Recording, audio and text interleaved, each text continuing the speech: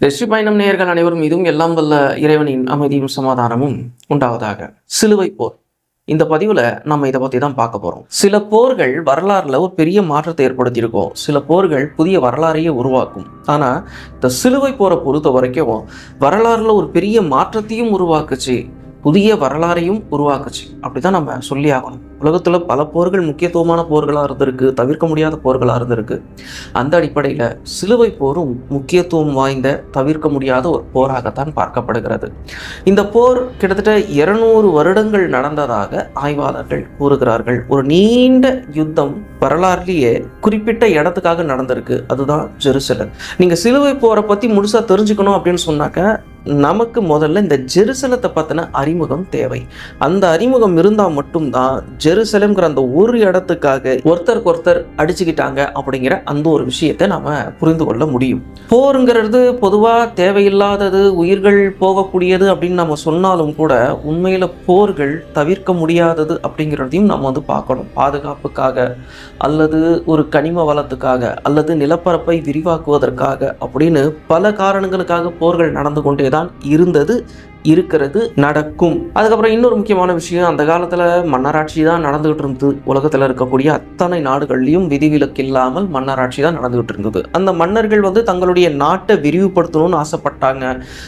தன்னுடைய நாட்டை பணக்கார நாடா மாற்றணும் அப்படின்னு ஆசைப்பட்டாங்க. அதனால மக்களை போர்ல ஈடுபடுத்தினாங்க. அது நமக்கே தெரியும். சில மன்னர்கள் ஒரு மிகப்பெரிய பேரரசை உருவாக்கி வரலாறுல நீங்காத இடம் பிடிக்கணும் அப்படின்னு நினைச்சாங்க. அது சில பேருக்கு சாத்தியமாச்சு, சில பேருக்கு சாத்தியப்படலை. ஆனா யாருக்குமே சாத்தியப்படாத இன்னொரு பேராசையும் உண்டு. அது என்னன்னா ஒற்றை உலக அரசு. ஒரு ஒற்றை உலக பேரரசை உருவாக்கி அதுக்கு நானே மன்னனா இருக்கணும் அப்படின்னு சில பேர் ஆசைப்பட்டாங்க. அந்த ஆசைப்பட்டதை நோக்கி அவங்க காய்களை நகர்த்தவும் செஞ்சாங்க. ஆனா அவங்க நினைச்ச விஷயத்தை அவங்களால செய்ய முடியல. உதாரணத்துக்கு அலெக்சாண்டர் இந்த உலகத்துக்கே ஒற்றை அரசாங்கத்தை உருவாக்கணும், அதுக்கு நானே மன்னன் ஆகணும் அப்படிங்கிறது தான் அந்த அலெக்சாண்டருடைய ஒரு கனவா இருந்தது. அதுக்காகவே உலகம் முழுக்க போர் செஞ்சு உலகத்துல இருக்கிற பல நாடுகளை ஜெயிச்சுக்கிட்டே வந்துகிட்டு இருந்தாரு. இந்தியாவுக்கு உள்ளேயும் அவர் நுழைஞ்சார். கிட்டத்தட்ட 7.5 லட்சம் படைகளோடு உள்ள வந்த அலெக்சாண்டர் 33 வயசு தான். ஆனா அவர் பல நாடுகளையும் கடந்து வரும் பொழுது அந்த மாறின சீதோஷ்ணம் இருக்கு பாருங்க, அந்த பருவ நிலைகள் அது அவருடைய உடலுக்கு ஒத்துக்கல அப்படின்னு தான் சொல்லணும். அதனாலேயே அவருடைய உடல் மிகப்பெரிய நோய்க்கு ஆளாயிடுச்சு. அதனால அவர் தளர்ந்துட்டார். 33 வயசுலேயே அலெக்சாண்டர் மரணம் அடைந்தார். அவருடைய ஒற்றை அரசாங்கம் அப்படிங்கிற கனவு அதனாலேயே அவருடைய மரணத்தோட மண்ணோடு மண்ணாக மாறியது. அதுக்கப்புறம் நெப்போலியன் இதே மாதிரி தான் இந்த உலகத்திலேயே மிகப்பெரிய பேரரசை, அதாவது ஒற்றை உலக ஆட்சியை உருவாக்கணும் அப்படின்னு ஆசைப்பட்டார் அப்படின்னு சொல்லுவாங்க. அந்த நெப்போலியன் தொடர்ந்து பல நாடுகளை வெற்றி கொண்டிருந்தார். ஆனால் அலெக்சாண்டர் அளவுக்கு அவரால் சீறி பாய முடியல. அப்படின்னாலும் அந்த நேரத்தில் நெப்போலியனுடைய பாய்ச்சல் ரொம்ப அதிகமாகவே இருந்தது. அன்னைக்கு பிரிட்டிஷோடைய அந்த படையை அவர் எதிர்த்து இல்லை, ஈஸ்ட் இந்தியா கம்பெனி அதெல்லாம் அவர் எதிர்த்து சண்டை போட்டுக்கிட்டு இருந்தார். இருந்தாலும் அவரும் ஒரு கட்டத்தில் தோல்வி அடைந்தார். அவரோட அந்த ஒற்றை உலக அரசு அப்படிங்கிறது முடிவுக்கு வந்தது. பிரிட்டன் அவங்கள இந்த ஒட்டுமொத்த உலகத்தையும் ஆளணும் அப்படின்னு தான் நினைச்சாங்க.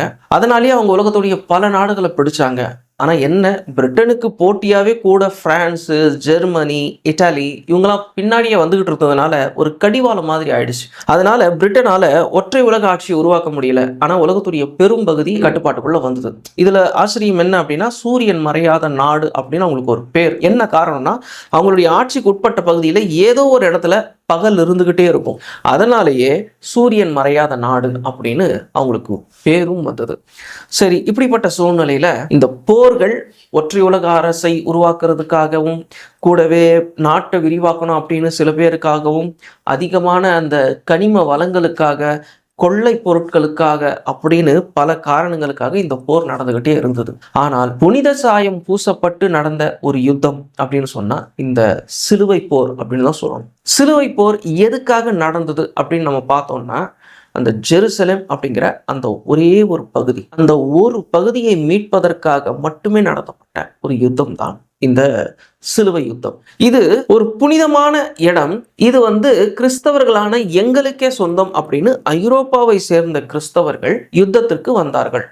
வந்தவங்க என்ன பண்ணாங்க அப்படின்னு சொன்னா, சிலுவையை அணிந்து கொண்டு நாங்கள் புனிதமான விஷயத்துக்காக போராடுகிறோம் அப்படின்னு போர் செஞ்சாங்க. இதன் காரணமாக அந்த போருக்கு சிலுவை போர் அப்படின்னு வரலாற்றாய்வாளர்கள் பேர் வைக்கிறாங்க. சரி, இவங்க ஏன் ஜெருசலத்தை நோக்கி வர்றாங்க, ஐரோப்பாவை சேர்ந்த கிறிஸ்தவர்கள் அப்படின்னு பார்க்கும் பொழுது, இந்த இடத்துல தான் நமக்கு அந்த ஜெருசலமை பற்றின அறிமுகம், ஒரு புரிதல் தேவைப்படுகிறது.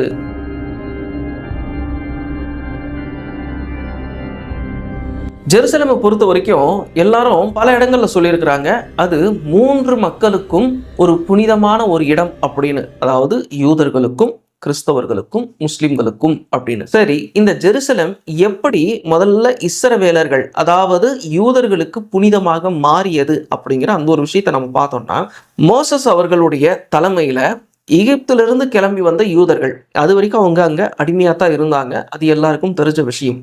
ராமசேஸுடைய அந்த அடிமைத்தனத்திலிருந்து வெளியே வந்த இந்த இஸ்ரவேல் கூட்டத்துக்கு தலைமை தாங்கின மோசஸ் அவர்களுக்கு கடவுள் இந்த ஜெருசலேமை வாக்களிக்கப்பட்ட பூமியாக கொடுக்கிறார். இதன் காரணமாக அந்த ஜெருசலேம் இறைவனாலேயே புனிதமாக்கப்படுகிறது. அப்ப அதுக்கு முன்னாடி அது புனிதமான இடம் இல்லையா அப்படின்னு சொன்னாக்கா, அவர்களுக்கு முன்னாடி வந்த வரலாறுகளை நம்ம எடுத்து படிச்சாலும் அந்த ஜெருசலேம்ங்கிறது புனிதமாகத்தான் இருந்தது. அதாவது இஸ்ரவேலர்களுக்கு வாக்களிக்கப்பட்ட அந்த ஜெருசலேம், அந்த வாக்களிக்கப்பட்ட நாள்களுக்கு முன்னாடி கூட நம்ம வரலாறுல பார்த்தோம்னு சொன்னா, அங்க சிலை வழிபாடுகள் நடந்துகிட்டு இருந்தது. அப்பவும் அந்த ஜெருசலேம் அந்த சிலை வழிபாட்டாளர்களுக்கு புனிதமாகத்தான் இருந்தது. அப்ப ஆரம்பத்தில இருந்தே புனிதமான ஒரு இடம் இறைவன் நேரடியா இஸ்ரவேலர்களுக்கு கொடுக்கப்படும் பொழுது அது இன்னும் புனிதத்தன்மை கொண்டதாக மாறிவிட்டது. அப்ப இப்படிப்பட்ட சூழ்நிலையில் இந்த இடம் இஸ்ரவேலர்களுக்கும் யூதர்களுக்கும் புனிதமா மாறிடுச்சு. இப்போ உங்களுக்கு புரிஞ்சிருக்கும். ஆனால் வரலாறு முழுக்க இஸ்ரவேலர்கள் பல சோதனைகளுக்கு ஆள்படும் பொழுது அந்த சோதனையில் அவர்கள் தோற்று விடுகிறார்கள். அதாவது இறைவன் வைத்த சோதனையில் பெரும்பாலும் இஸ்ரவேலர்கள் தோற்றுக்கொண்டே இருக்கிறார்கள். ஒரு கட்டத்துல இறைவனுடைய கட்டளைகளை அவங்க முழுசா புறக்கணிக்கும் பொழுது இந்த நேரத்துல தான் ஜீசஸ் அவர்களுடைய வருகையும் நடக்கிறது. இப்ப இயேசு அவர்களுடைய வருகையின் நோக்கம் என்னவா இருக்குது அப்படின்னு சொன்னா, அவர் இந்த ஜெருசலத்தை முழுசா சுத்தமாக்கணும் அப்படின்னு நினைக்கிறார். ஏன்னா நிர்வாக ரீதியா மிகப்பெரிய ஒரு ஊழலை அந்த இடத்துல அமுல்படுத்தி வச்சிருக்கிறாங்க இந்த இஸ்ரவேலர்கள். அந்த ஜெருசலேமுடைய புனித தன்மையை அவங்க கெடுத்திருந்தாங்க. முழுக்க முழுக்க வணிக நோக்கம் மட்டுமே அங்க அவங்களுக்கு முக்கியமானதா இருந்தது. புனித பலி செலுத்தக்கூடிய மக்களிடம் அவங்க வசூல் பண்ண விதம் மிகவும் அருவருக்கத்தக்க ஒன்றாக இருந்தது.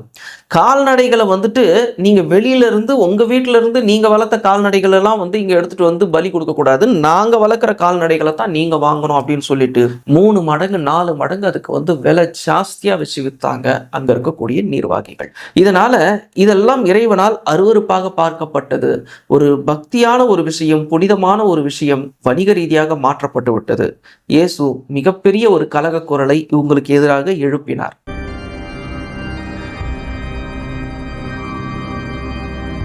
அது இயேசுவுக்கு சட்ட சிக்கலையே உண்டாக்கிருச்சு. இப்ப இந்த இடத்துல இயேசு அவர்கள் மிகப்பெரிய சட்ட பிரச்சனையை எதிர்கொள்ளுகிறார். அவருக்கு மரண தண்டனையே கொடுக்கப்படுகிறது. அப்ப அந்த சூழ்நிலையில இப்ப என்ன ஆகுது அப்படின்னு சொன்னா, இயேசு அவர்களின் கதை அதோடு முடியுது. ஆனால் இந்த இயேசு சிலுவையில் அறையப்பட்ட அந்த ஒரு விஷயத்தின் நீட்சியாக கிறிஸ்தவம் உருவாகிறது. அப்ப இந்த கிறிஸ்தவ மதம் வளரும் பொழுது தானாகவே அந்த ஜெருசலம் கிறிஸ்தவர்களுக்கும் ஒரு புனிதமான இடமாக மாறிவிட்டது. புனித யாத்திரை செல்லக்கூடிய ஒரு நிகழ்வெல்லாம் கிறிஸ்தவர்களிடம் துவங்கிவிட்டது. இப்ப இந்த ஜெருசலம் கிறிஸ்தவர்களிடமிருந்து பிரிக்க முடியாத ஒரு சூழலை உருவாக்கிவிட்டது. காலம் இப்படியே போயிட்டு இருக்கு. இயேசு அவர்கள் இறந்த 70 வருடங்கள் கழித்து ஒரு மிகப்பெரிய புரட்சியை யூதர்கள் செய்யறாங்க அந்த ஜெருசலேம்ல. காரணம் என்னன்னா, ரோமானியர்கள் கிட்ட இருந்து நம்ம விடுதலை அடையணும் அப்படிங்கிறதுக்காக. ஏன்னா ஜெருசலம் அந்த இஸ்ரவேல் ரோமர்களுடைய கட்டுப்பாட்டில் அன்னைக்கு இருந்தது. அப்போ ஒரு பெரிய புரட்சியை செய்யும் பொழுது அங்கே என்ன நடக்குது அப்படின்னா, ரோமானியர்கள் மிகப்பெரிய பலம் பொருந்தியவர்கள், அது உலகத்துக்கே தெரியும். அப்போ டைட்டஸ்ங்கிற ஒரு மிகப்பெரிய இராணுவ தளபதியுடைய தலைமையில் வந்த ரோமானிய படைகள் அங்கே இருக்கக்கூடிய யூதர்களை கொன்றொழித்தார்கள். சில பேர் அங்கங்கன்னு தப்பிச்சு போனாங்க. அவங்க அதோட அந்த நாட்டை விட்டே வெளியே போயிட்டாங்க. அதுக்கு பிறகு அந்த கிறிஸ்தவ மதம் அங்கே ஆக்கிரமிக்குது. இதில் இன்னொரு முக்கியமான விஷயம் என்னன்னா, டைட்டஸ்ங்கிற இந்த தளபதி உள்ள வரும் பொழுது அந்த ரோமானியர்கள் கிறிஸ்தவர்கள் இல்லை, வேற மதத்தை சேர்ந்தவங்க. அதுக்கு பின்னால தான் கிறிஸ்தவம் மிகப்பெரிய அளவில் வளர்ச்சி அடையுது. 325, அதாவது கிபி 325 தான் கிறிஸ்தவ மதம் அப்படிங்கிற ஒரு விஷயம் அங்கீகரிக்கப்படுகிறது, முழுமையடைகிறது. அப்போ இப்படிப்பட்ட சூழ்நிலையில் காலப்போக்கில் கிறிஸ்தவ மதத்துக்கு மாறியவர்களாக இங்கே இருக்கக்கூடிய ரோமானியர்கள் எங்கே இந்த ஜெருசலேமில் உட்காந்தாங்க பாருங்க, யூதர்களை துரத்திட்டு அவங்களும் கிறிஸ்தவ மதத்துக்கு மாறுறாங்க.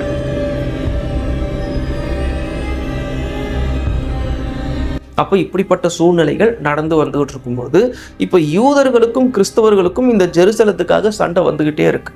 இது இயேசுவுக்கு பிறகு 600 வருடங்கள் வரை நடந்த ஒரு நிகழ்வு. 600 வருடங்கள் கழித்து அரேபியாவில் இஸ்லாம் வருகிறது. முகமது நபி அவர்களால் இஸ்லாம் மக்களுக்கு அறிமுகப்படுத்தப்படுகிறது.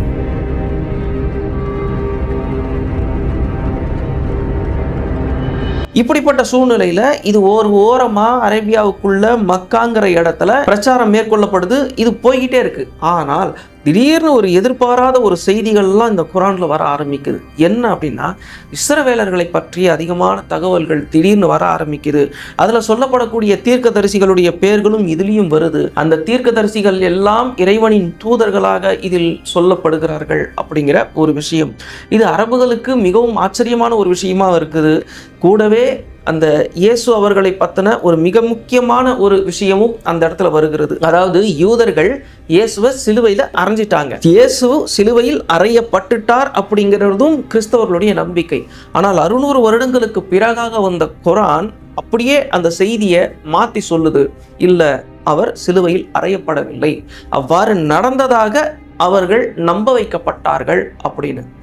இது ஒரு புது செய்தி. அந்த நேரத்தில் அரபுகளுக்கு இது ஒன்றும் புரியல. இருந்தாலும் இது இறை வேதம்னு அவங்க ஏற்றுக்க ஆரம்பிக்கிறாங்க. ஆனால் நல்லா கவனிச்சு பாருங்க, இஸ்ரவேலர்கள் பற்றின செய்தி குரான்ல சொல்லுது. இஸ்ரவேலர்களுடைய தீர்க்கதரிசிகள் எல்லாமே இறை தூதர்கள்னு குரான் சொல்லுது. போதாத குறைக்கு இயேசு அவர்களை இறை தூதர்னு சொன்னது மட்டும் இல்லாமல் அவர் சிலுவையில் அறையப்படவில்லை, அவர் உயிரோட தான் இருக்கிறார், அவர் மறுபடியும் வரப்போறார் அப்படின்னு சொல்லும் பொழுது தன்னாலேயே இந்த ஜெருசலேம் முஸ்லிம்களுக்கு முக்கியத்துவம் வாய்ந்த ஒன்றாக மாறுகிறதுங்கிறது உங்களுக்கு நல்லா புரிஞ்சிருக்கும். அதாவது சைக்காலஜிக்கலாக இந்த ஜெருசலேம் உங்களுக்கும் புனிதமானது தான் அப்படிங்கிற மாதிரியான விஷயங்கள் இங்கே அழுத்தமாக சொல்லப்பட்டு வருகிறது. கூடவே இன்னொரு விஷயமும் நடக்குது. அது என்ன அப்படின்னா, இறைத்தூதர் முகமது நபி அவர்கள் ஒரு விண்வெளி பயணம் செய்ய வேண்டிய ஒரு சூழல் உருவாகிறது ஆன்ம ரீதியாக. அப்படிப்பட்ட சூழ்நிலையில் அவருடைய ஆன்மா நேராக மேலே உயர்த்தப்படாமல் அரேபியாவில் மக்கா நகரத்தில் இருந்து நேராக அவர் ஜெருசலேமுக்கு தான் அழைத்து செல்லப்படுகிறார். வானவர் ஜிப்ரில் அப்படிங்கிற ஒரு வானவர்களுடைய தலைவர் மூலியமாக அவர் நேராக ஜெருசலம் அழைத்து செல்லப்பட்டு அங்கு இருக்கக்கூடிய இடங்கள் சுற்றி காண்பிக்கப்பட்டு அங்கேயே எல்லா நபிமார்களும், அதாவது இஸ்ரவேலர்களுடைய தூதர்கள்லாம் இருக்காங்க இல்லையா, அவங்க எல்லாரும் அங்க வர்றாங்க. எல்லாமே ஆன்ம ரீதியாக நடக்குது. அங்க ஒரு தொழுகையை இவர் தலைமையேற்று நடத்துகிறார். அதற்கு பிறகு அங்கிருந்து தான் விண்வெளிக்கு செல்கிறார் இறை தூதர் முகமது அவர்கள். இப்ப இந்த ஜெருசலேம்ங்கிற இடம் முஸ்லிம்களுக்கு எவ்வளவு முக்கியத்துவம் வாய்ந்ததாக மாறிடுச்சு அப்படிங்கிறது உங்களுக்கு புரிஞ்சிருக்கும். போதாத குறைக்கு இறை தூதர் அவர்கள் சொல்றாங்க இன்னொரு விஷயத்தையும். என்ன அப்படின்னா, முஸ்லிம்களுக்கு இந்த உலகத்துல இந்த பூமியிலேயே 3 இடம்தான் புனிதமானது. ஒன்று மக்கா, இன்னொன்று மதினா, இன்னொன்று ஜெருசலேம். மக்கா பள்ளிவாசலில் தொழக்கூடியவங்களுக்கு 1,00,000 நன்மை, மதினா பள்ளிவாசலில் தொழக்கூடியவங்களுக்கு 50,000 நன்மை, அல்-அக்ஸா அப்படிங்கிற அந்த ஜெருசலேமில் இருக்கக்கூடிய மசூதியில் தொழக்கூடியவங்களுக்கு 25,000 நன்மைகள் கிடைக்கிறது அப்படின்னு இறைத்தூதர் அவர்கள் சொல்லிவிட்டார். இப்போ உலகத்திலேயே 3 புனித இடம் கொண்ட முஸ்லிம்களுக்கு ஒரு முக்கியமான புனித இடமாக இந்த ஜெருசலேம் வந்து சேர்ந்துருச்சு. இப்போ உங்களுக்கு புரிஞ்சிருக்கும், யூதர்களுக்கும் கிறிஸ்தவர்களுக்கும் முஸ்லிம்களுக்கும் இந்த 3 இடமும் அவர்களுடைய மதம் சார்ந்து நம்பிக்கை சார்ந்து புனிதமாகவே மாறிவிட்டது. இது பிரிக்க முடியாது. இது அவங்களுடைய உயிருக்கும் மேலாக, குறைந்தபட்சம் உயிருக்கு உயிராகவாவது இருக்கும் அப்படின்னு. அப்போ இந்த ஜெருசலேமை பற்றிய ஒரு புரிதல் இப்பொழுது உங்களுக்கு வந்திருக்கும். இதுதான் ஜெருசலத்துடைய அறிமுகம். அப்ப இந்த சூழ்நிலையில என்ன நடக்குது, இந்த சிலுவை போர் ஏன் உண்டாச்சு அப்படிங்கிற அந்த ஒரு விஷயத்தை நம்ம பார்க்கணும். இப்ப இந்த சூழ்நிலையில நாம பேசிக்கிட்டு இருக்கிறது சிலுவை போரை பத்தி. அப்ப இந்த சிலுவை போர் ஏன் ஜெருசலமை மையப்படுத்தி நடந்தது அப்படிங்கிற அந்த ஒரு விஷயம். இப்ப என்ன ஆகுது அப்படின்னா, இயேசு அவர்களுடைய இறப்பிற்கு பிறகு இஸ்ரவேலர்கள் 70 வருடங்கள் கழித்து ரோமானிய தளபதி டைட்டஸின் தலைமையில் வந்த படைகள் அந்த யூதர்களை அங்கிருந்து விரட்டிடுச்சு. அவங்க போயிட்டாங்க. அதுக்கப்புறம் ரோமானியர்களுடைய கட்டுப்பாட்டிலேயே அந்த ஜெருசலம் இருந்துகிட்டு இருந்தது. அப்படிப்பட்ட சூழ்நிலையில அந்த காலப்போக்கில் கிறிஸ்தவ மதம் உருவெடுத்ததுக்கு அப்புறம் கிறிஸ்தவம் நல்லா ஸ்ட்ராங்கா இருக்கு அந்த ஜெருசலம்ல. அந்த ஜெருசலம் முழுக்க கிறிஸ்தவ புனித தன்மையோடு தான் விளங்கி கொண்டிருக்கிறது. இப்படிப்பட்ட சூழ்நிலையில் இந்த 7ஆம் நூற்றாண்டுல இஸ்லாமும் வந்து சேருகிறது. இஸ்லாமும் அந்த ஜெருசலத்தை புனிதம் அப்படின்னு சொன்னதுக்கு பிறகு அப்ப இந்த நேரத்துல போர் செய்ய வேண்டிய சூழல் உருவாகுது. எதுக்காக போர் செய்ய வேண்டிய சூழல் உருவாகுது அப்படின்னா, போருக்கான காரணங்கள், பல காரணங்கள் இருக்கும். இந்த பதிவுடைய துவக்கத்திலேயே நாம சொல்லியிருந்தோம், நாட்டுடைய விரிவாக்கத்திற்காக போர் நடக்கும், அல்லது கனிம வளங்களுக்காக போர் நடக்கும், அல்லது ஒற்றை உலக ஆட்சி உருவாக்குறதுக்காக போர் நடக்கும், தங்களுடைய வல்லமையை காட்டுறதுக்காக போர் நடக்கும். இப்படி பல காரணங்கள், நம்ம சொல்லாத பல காரணங்களும் இருக்கும். ஆனால் 7ஆம் நூற்றாண்டுல இஸ்லாம் அரேபியாவில் ஸ்ட்ராங் ஆனதுக்கு அப்புறம் அரேபியாவை தாண்டி அது வெளியே வர பார்க்குது. என்ன காரணம் அப்படின்னா, அந்த நேரத்தில் இவர்கள் சொன்ன காரணம் இறையாட்சியை உலகம் முழுவதும் கொண்டு போய் சேர்ப்பது. ஒற்றை உலக ஆட்சி. உண்மையிலேயேவா? ஆமா, ஒற்றை உலக ஆட்சியை இந்த உலகம் முழுக்க கொண்டு போய் சேர்ப்பதுதான் இவர்களுடைய நோக்கமாகவும் இருந்தது. இறை தூதர் அவர்களுடைய மரணத்திற்கு பிறகு அவருடைய தோழர்கள் தலைமையில் ஆட்சி நிர்வாகம் நடக்கிறது. அரேபியாவை தாண்டி முஸ்லிம்கள் படையெடுத்து வெளியே வருகிறார்கள். பல படையெடுத்து வெற்றி அடையக்கூடிய அத்தனை இடங்களிலும் இறையாட்சி எனும் பெயரில் இஸ்லாத்தை அவர்கள் அமல்படுத்தி கொண்டு வருகிறார்கள். வெற்றி மேல் வெற்றி அந்த நேரத்தில் அவங்களுக்கு கிடைச்சிக்கிட்டு இருக்கு. கடைசியாக ஒரு கட்டத்தில் அவங்க என்ன பண்ணுறாங்க அப்படின்னு சொன்னால், அந்த பாலஸ்தீனத்தையும் தங்களுடைய கட்டுப்பாட்டுக்குள்ளே கொண்டு வர்றாங்க. ரோமர்கள் எப்படி அந்த நேரத்தில் தோத்தாங்க? ரொம்ப பலமானவங்க தானே அப்படின்னு நம்ம பார்க்கும் பொழுது, ரோமர்களுடைய பலம் உண்மையிலேயே மிக பெருசு தான். உலகத்துடைய மிகப்பெரிய வல்லரசு. இன்னைக்கு வந்து எப்படி அமெரிக்காவோ, அன்னைக்கு அந்த நேரத்தில் ரோம் தான். ஆனால் அந்த ரோம் கட்டுப்பாட்டுக்குள்ள வச்சிருந்த நாடுகளில் இருக்கக்கூடிய மக்கள் அந்த நேரத்தில் இஸ்லாத்தை விரும்பி இருக்கிறார்கள். ஏன்னா இஸ்லாம் அவர்களுக்கு ஒரு அந்நிய மதமாக தெரியலை. என்ன காரணம் அப்படின்னா, இப்போ ஒரு உதாரணத்துக்கு சிரியா, ஜோர்டான், லெபனான், பலஸ்தீன், எகிப்து, இந்த நாடுகள் முழுக்க நீங்க பார்த்தீங்க அப்படின்னா அரபு மக்கள் தான் அதிகமாக இருப்பாங்க. இவர்கள் பூர்வீக அரபுகள் கிடையாது. இருந்தாலும் அவர்கள் அரபுகள் தான் பேசி கொண்டிருப்பார்கள். இந்த காரணத்தினால இஸ்லாம் எளிமையாக அவர்களுக்கு போய் சேர்ந்துருச்சு. அப்போ இதோடைய விளைவு என்னவா இருக்குதுன்னா, தங்களுடைய மொழியில ஒரு வேதம், தங்களுடைய மொழியில ஒரு தூதர், தங்களுடைய ஒரு மொழியில ஒரு மார்க்கமே உருவாயிருக்கு. அது உலகம் முழுக்க போய் சேர்ந்துகிட்டு இருக்கு அப்படின்னு சொல்லும் பொழுது அரபு பேசக்கூடிய அந்த மக்கள் இஸ்லாத்தை வேக வேகமாக ஏற்கிறார்கள். இப்படி வேக வேகமாக ஏற்கும் பொழுது அந்த நாடுகளை கட்டுப்பாட்டில் வைத்திருந்த இந்த ரோமர்களுடைய பிடி தளர்கிறது. அப்போ உள்ள இருக்கக்கூடிய மக்கள் வெளியிலிருந்து படையெடுத்துட்டு வரக்கூடிய முஸ்லிம்களை வரவேற்கிறார்கள். இதன் காரணமாக ரோம் பலவீனம் அடைகிறது. குறிப்பாக அவங்க ரொம்ப பலவீனம் அடைஞ்சது எப்போ அப்படின்னு சொன்னாக்கா, இந்த முஸ்லிம்கள் யர்முக் அப்படிங்கிற ஒரு இடத்துல போய் நுழையிறாங்க. இது சிரியாவுடைய ஒரு நுழைவாயில் அப்படின்னே சொல்லலாம். அந்த போரில் அரபுகள் வெற்றி அடையும் பொழுது அந்த ரோமுடைய மிகப்பெரிய பலம் குறைஞ்சிருச்சு. அதாவது ரோமுடைய அந்த முதுகு தண்டை உடஞ்ச மாதிரி அப்படின்னு சொல்லலாம். சிரியாவை அவர்கள் வெற்றி கொண்டு அந்த இடத்துல நிறுத்தப்பட்ட அந்த முஸ்லீம் வீரர்கள் ரோமை உள்ள வராமல் பார்த்துக்கிட்டாங்க. சிரியாவிலிருந்து வெகு தூரத்தில் இருக்கக்கூடிய அந்த பாலஸ்தீனை வெற்றி கொள்வதுங்கிறது இங்கிருந்த வீரர்களுக்கு ரொம்ப வசதியா போச்சு அப்படின்னு தான் சொல்லணும். அப்ப இப்படிப்பட்ட சூழ்நிலையில் கிட்டத்தட்ட 639 இந்த காலகட்டத்தில் அந்த பாலஸ்தீன், ஜெருசலம் இந்த பகுதிகள் எல்லாம் முஸ்லிம்களிடம் வந்து சேருகிறது. இப்போ முஸ்லிம்களிடம் வந்து சேர்ந்ததுக்கு அப்புறம் அங்கே ஏற்கனவே இருந்த கிறிஸ்தவர்கள் அங்கேயே தங்க அனுமதிக்கப்பட்டாங்க. அவர்களுக்கு அந்த மத சுதந்திரமும் வழங்கப்பட்டது. ஆனால் அதிகாரங்கள் முஸ்லிம்கள் கைக்கு மாறியது. இப்படிப்பட்ட சூழ்நிலையில் ஜெருசலம் ஒரு அமைதியான நகரமாக, புனிதமான நகரமாக அங்கே பத்திரமா தான் இருந்தது. ஒரு பிரச்சனையும் இல்லை. இப்போ இந்த இடத்துல நீங்க கவனிச்சு பார்த்தீங்கன்னா தெரியும், யூதர்களும் சில பேர் அந்த ஜெருசலமுக்கு வெளியில இருக்காங்க. குடியேறி இருக்காங்க, அங்கேயே அவங்க தங்குறாங்க, நிரந்தரமாக தான் அந்த மக்கள் அங்கே வசிச்சுக்கிட்டு இருக்கிறாங்க. ஜெருசலத்துக்கு உள்ள யூதர்கள் இருந்த மாதிரி நமக்கு தெரியல. ஆனால் ஜெருசலம் முழுக்க கிறிஸ்தவர்கள் நிறைஞ்சிருந்தாங்க. கூடவே அந்த பூர்வக்குடி அரபுகளும் அங்க இருந்துகிட்டு இருந்தாங்க. அப்போ இப்படிப்பட்ட சூழ்நிலையில முஸ்லிம்களுடைய கட்டுப்பாட்டுக்குள்ள இது வந்து சேருது. இப்படி வந்து சேர்ந்ததுக்கு பிறகு இந்த இடம் மிகவும் அமைதியானதாகவும் புனிதமானதாகவும் அந்த புனிதத்தன்மை பாதுகாக்கப்பட்டதாகவுமே இருந்தது. அப்ப இப்படிப்பட்ட சூழ்நிலையில புனிதத்தன்மை காரணமாக ஒவ்வொருத்தர்கிட்டையும் மாறி மாறி மாறி மாறி வந்த இந்த ஜெருசலம் கடைசியா இந்த முஸ்லிம்கள் கைக்கும் வந்து சேர்ந்தது. சரி, அதோட அந்த இடம் அமைதியா மாறுச்சா அப்படின்னா ஆமா, அது அமைதியா தான் மாறுச்சு. அது புனிதத்தன்மையோட இருந்தது. அதோடைய புனிதத்தன்மைக்கு எந்த பங்கமும் வரவில்லை. இதுல இருந்து நாம புரிந்து கொள்ளக்கூடிய ஒரு விஷயம் என்ன அப்படின்னு சொன்னா, இந்த ஜெருசலம்ங்கிற அந்த ஒரு நகரத்துடைய புனிதம் 3 சமுதாயங்களுக்குமே சொந்தமானது அப்படிங்கிற ஒரு விஷயம்தான். அதாவது அப்போ அது ஒரு சென்சிட்டிவான ஒரு இடம். யார்கிட்ட அதிகாரம் இருக்கோ அவங்க வந்து இது எங்களுக்கு தான் அப்படின்னு வந்து யாராவது ஆடிட்டாங்க அப்படின்னா அந்த இடம் மிகப்பெரிய புரட்சிக்கு உள்ளாகக்கூடிய ஒரு சூழ்நிலையெல்லாம் உருவாகும். இன்னைக்கும் நீங்க பார்ப்பீங்க, அந்த அல்லக்ஸா மசூதியை நாங்கள் உடைப்போங்கிற இடத்துக்கு அவங்க யூதர்கள் வந்தாங்க. இதன் விளைவாகத்தான் இவ்வளவு பெரிய ஒரு போர் வந்து அங்க நடந்துகிட்டு இருக்கு. அந்த போர் இன்னைக்கு இஸ்ரேலுக்கு வெளியவும் நடந்துகிட்டு இருக்கிறத நம்ம பார்த்து கொண்டிருக்கோம். என்னைக்கு இந்த போர் மிகப்பெரிய அளவுல உலகம் முழுக்க வெடிக்குமோ அப்படிங்கிற அளவுக்கும் நிலைமை இருந்துகிட்டு இருக்கு. அப்படிப்பட்ட சூழ்நிலையில இந்த ஜெருசலம்ங்கிற அந்த சென்சிட்டிவான விஷயம் முஸ்லீம்கள் அந்த இடத்த ஜெயிச்சதுக்கு பிறகு ஒரு 300 வருடங்கள் கழிச்சு ஒரு மிகப்பெரிய யுத்தமாக வெடித்தது. சிலுவை யுத்தம் அப்படிங்கிற பேர்ல.